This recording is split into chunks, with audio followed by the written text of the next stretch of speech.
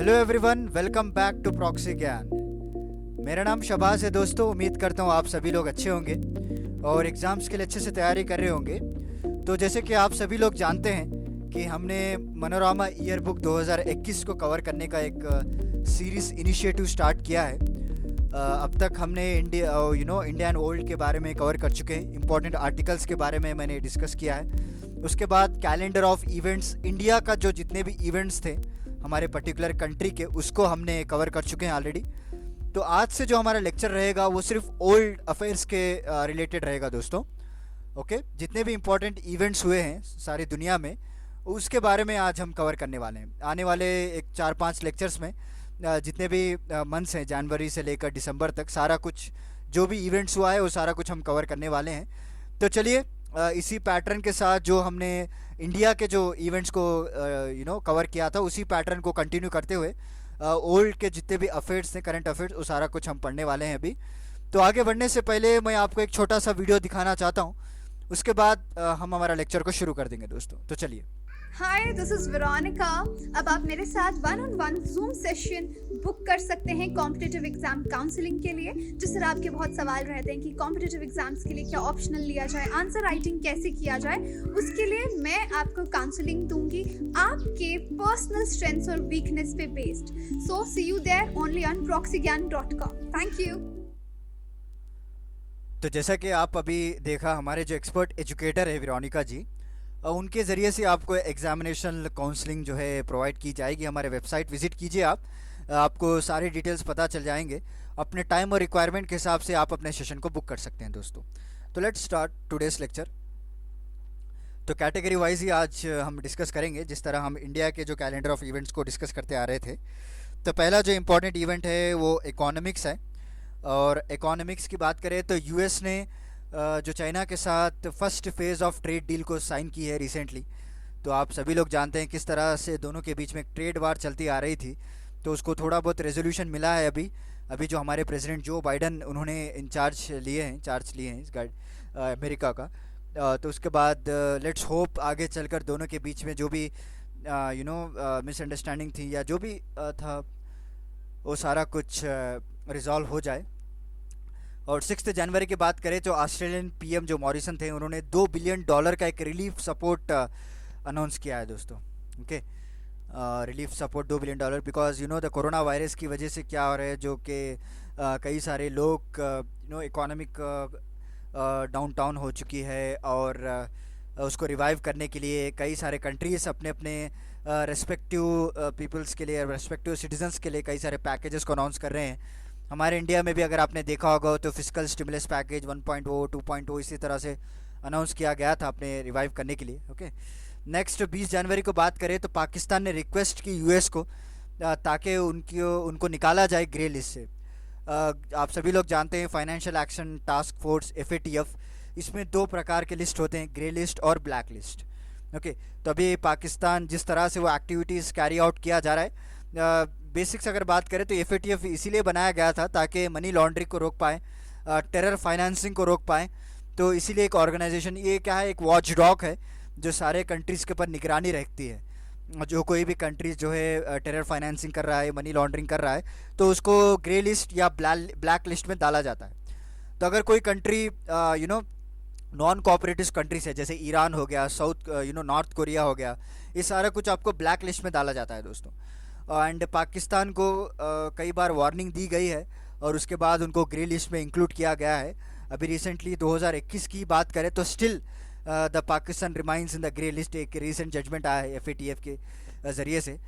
इनके जो है कई सारे पैरामीटर्स हैं, उसको फुलफ़िल करना है, तभी जाकर इस लिस्ट से लोग बाहर आ सकते हैं।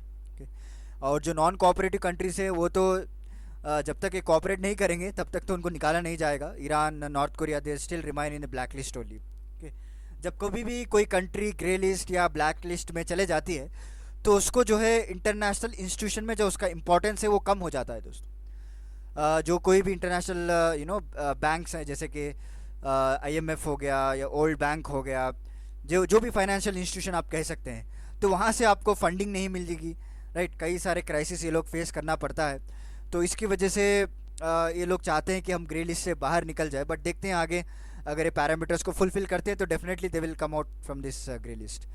नेक्स्ट 2 जनवरी की बात करें तो श्रीलंका ने फ्री टूरिस्ट वीज़ा फैसिलिटी जो प्रोवाइड की थी उसको एक्सटेंड किया है अप्रैल 30 तक। और सऊदी अरेबिया जो भी अटैक्स हुए थे एम्बेसी को लेकर, आप सभी लोग जानते हैं बगदाद के जो एम्बेसी में अटैक्स हुए थे उसमें सऊदी अरेबिया का हाथ है, इसी तरह माना जाता है। और एक फेमस जर्नलिस्ट की हत्या हो चुकी थी, राइट, जमाल खशोगी। तो उसके चीज़ में सऊदी अरेबिया का हाथ है, ऐसा यूएस का मानना है। But continuously Saudi is declining, but later they came to know that उसमें जो वहाँ के प्रिंस हैं उनका हाथ है। We are not going to discuss this political issue in depth, okay. तो नेक्स्ट 7 जनवरी की बात करें, this is very important point to be note down दोस्तों। पेड्रो सैंड्रेस को स्पेन का पीएम बनाया जाता है, okay. So Pedro Sanchez has been elected as a Spain PM. And Austria के जो सेबेस्टियन कुर्ज हैं इनको ओल्ड एंगेस्ट गवर्नमेंट का हेड माना जाता है दोस्तों। This 2 points are very very important, क्योंकि करंट अफेयर्स में आपको डायरेक्टली पूछ सकते हैं who is recently appointed Spain PM. Pedro इनका नाम है। और ऑस्ट्रिया के जो सेबेस्टियन है इनको दुनिया का सबसे यंगेस्ट गवर्नमेंट हेड माना जाता है, ओके, जो कि ऑस्ट्रिया में रहते हैं और ऑस्ट्रिया के गवर्नमेंट के हेड हैं। तो 8 जनवरी की बात करें तो ईरान ने कई सारे मिसाइल अटैक लॉन्च किए ऑन इराक बेस, जहाँ पे यूएस ट्रूप्स पाए जाते हैं, राइट।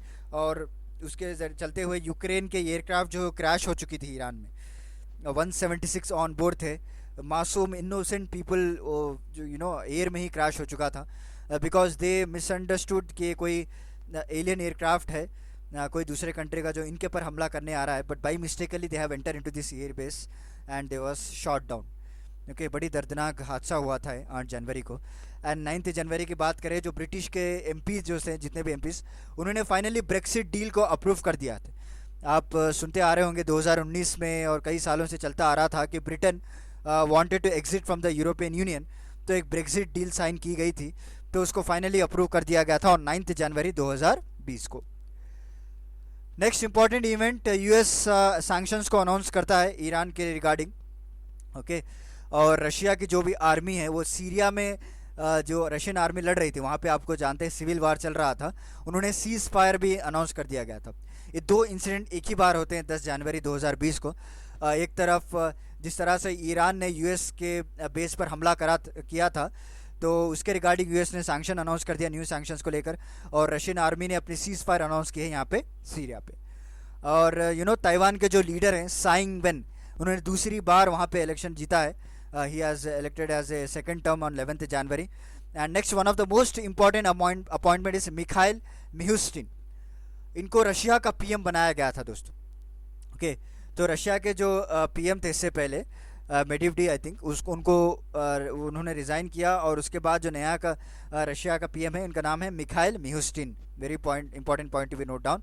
और तालिबान ने एक सीज़ फायर को भी अनाउंस किया है। आप सभी लोग जानते हैं किस तरह यूएस ने इंटरवीन करके, जस्ट सेकंड दोस्तों, यस, किस तरह से यूएस ने इंटरवीन करके दोनों के बीच में एक पीस डील साइन करवाई थी, ओके। अभी ऑनगोइंग टॉक्स चल रहे हैं, बट इनिशिएटिव तो स्टार्ट हो चुका है, और यूएस ने वादा करा कि अपने जितने भी ट्रूप्स है वो वापस लेगा।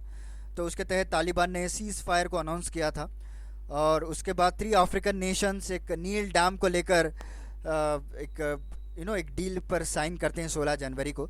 और 21 जनवरी को डोनाल्ड ट्रंप की इम्पीचमेंट ट्रायल बिगिंस होती है। आप सभी लोग जानते हैं इनके कारनामे की वजह से वहाँ की जो पार्लियामेंट में इनको इम्पीच करने की घोषित की गई थी, राइट। ऐसे प्रेसिडेंट थे जो आई थिंक दूसरे प्रेसिडेंट थे जिनके खिलाफ इम्पीचमेंट किया गया था यूएस में, राइट। तो चलिए नेक्स्ट देखते हैं। नेक्स्ट 23 जनवरी की बात करें तो ब्रेक्जिट बिल क्लियर हो चुकी है। जैसे अभी हमने पढ़ा कि जितने भी ब्रिटिश एमपीज़ हैं उन्होंने अप्रूव कर दिया गया था, और finally it was cleared. And next, Pakistan finally launch Ghaznavi ballistic missile. So इन्होंने सक्सेसफुली टेस्ट किया है इस गजनवी बैलिस्टिक मिसाइल का। और 24 जनवरी को नेपाल की जो कम्युनिस्ट पार्टी है उन्होंने 16 सीटें जीती हैं नेशनल असेंबली में। This is also one of the majority win in the national assembly. And 26 जनवरी को ये न्यूज़ आती है कि चाइना ने वाइल्ड लाइफ एनिमल ट्रेड को बैन कर दिया गया है। क्या फ़ायदा हुआ जब चिड़िया छूट गई खेत, राइट। तो सारा कुछ वायरस फैल चुका था, उसके बाद ये लोग बैन अनाउंस कर रहे हैं। ये चाइना वाले बहुत देर ही होते हैं भाई, हर चीज़ में लोग अपना बिजनेस अपना फ़ायदा सोचते रहते हैं। और 26 जनवरी को अगर आप देखें तो हमारा इंडिया का रिपब्लिक डे है, वहीं कई सारे हेवी रेन्स ब्राज़ील में और फ्लड पाया गया था, लैंडस्लाइड्स हुए थे ब्राज़ील में, आपने न्यूज़ में देखा होगा। और डोनाल्ड ट्रम्प ने एक मिडिल ईस्ट पीस प्लान को भी अनवील किया था 27 जनवरी को। जिस तरह से आप जानते हैं कि UAE is the first Gulf country who has sign a peace deal with the Israel leaders, right. तो 28 जनवरी को ईरान का जो पार्लियामेंट है एक न्यूक्लियर प्रोलिफरेशन ट्रीटी को छोड़ने का एक मोशन पास करती है। आप सभी लोग जानते हैं एनपीटी, राइट, जो कोई भी इसका मेंबर रहता है तो न्यूक्लियर वेपन्स को एक कम से कम मिनिमाइज यूज़ करना पड़ता है। तो इस ट्रीटी को छोड़ने के लिए ईरान में एक मोशन पास किया गया था दोस्तों। देखिए, they are not going to be part of this NPT. Next 29 जनवरी को यूरोपियन पार्लियामेंट ने ब्रेक्सिट डील को रेटिफाई भी कर दिया। चलो, 3 इवेंट्स हम एक ही मंथ में कवर कर चुके हैं। पहला, ब्रिटिश पार्लियामेंट ने, ब्रिटिश के जो एमपी से उन्होंने अप्रूव कर लिया। दूसरा, इस बिल को क्लियर कर दिया गया था, right. Brexit bill was clear on 23 January and 29 January European Parliament भी इसको रेटिफाई कर देते। The finally the Britain was completely out of this European Union now. Next, Russia ने अपने बॉर्डर को शट डाउन कर दिया due to this corona virus on 30 January China के साथ, because they came to know that this virus was spreading very rapidly. तो precautionary major पे उन्होंने अपने बॉर्डर को क्लोज कर दिया, जो भी शेयर करता है चाइना के साथ।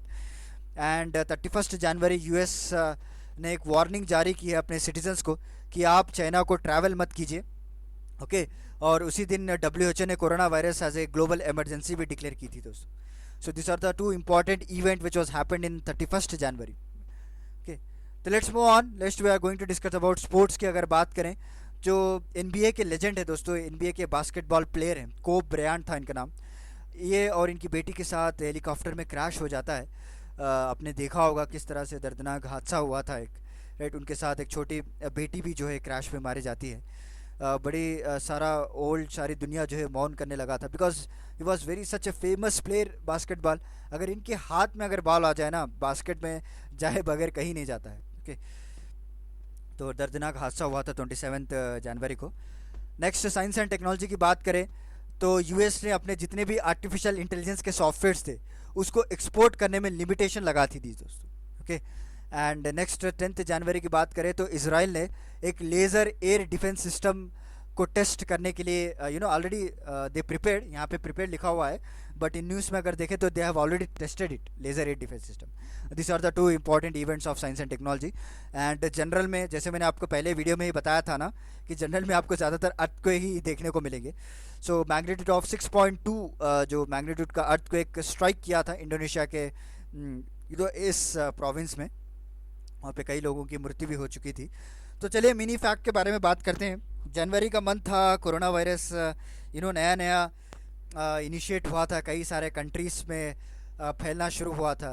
तो चलिए कहाँ से शुरू हुआ था उसकी हम जानकारी लेते हैं। वुहान सिटी में इसका जो जन्म हुआ था इस कोरोना वायरस का। Wuhan it's located in the heartland of the China, जहाँ पे आपको आबादी 10.76 मिलियन है, okay. Wuhan is a large city of and capital of Hubei province. Wuhan जो है अपने ब्रिजेस के लिए, अपने हाई स्पीड रेल के लिए, उनकी इंजीनियरिंग के लिए, उनकी अर्बन प्लानिंग के लिए जाना जाता है। बट क्या फ़ायदा, एक छोटे से वायरस ने सारे सिटी को तबाह कर दिया। सारा सिटी लॉकडाउन में चल गया था एक छोटा सा वायरस ने, right. So 50% of the old long span bridges आपको वहाँ पे मिलेंगे। 60% ऑफ द चाइना के हाई स्पीड रेलवे ट्रेन्स आपको वहाँ पे मिलते हैं। कई सारे डिज़ाइनर्स आपको रिक्रूट करते हैं वहाँ के लोग, जो भी डेवलप कंट्रीज़ हैं, USA, जर्मनी, यहाँ से लोगों को, इंजीनियर को हायर किया जाता है। बट नथिंग यूज़, जब लॉकडाउन हुआ तो ये भी रोड के हवाले हो गए। They have also come on the road side. उनके इंडस्ट्री सारा कुछ क्लोज कर दिया गया था, और जितने भी कंपनीज थे they are going to walked out from this Hubei province, right, Wuhan city में। तो this is about mini fact. तो चलिए आज का लेक्चर यहीं पे समाप्त होता है। तो मिलता हूँ मैं आपको अगले लेक्चर के साथ कुछ इंटरेस्टिंग टॉपिक के साथ। तब तक के लिए धन्यवाद दोस्तों।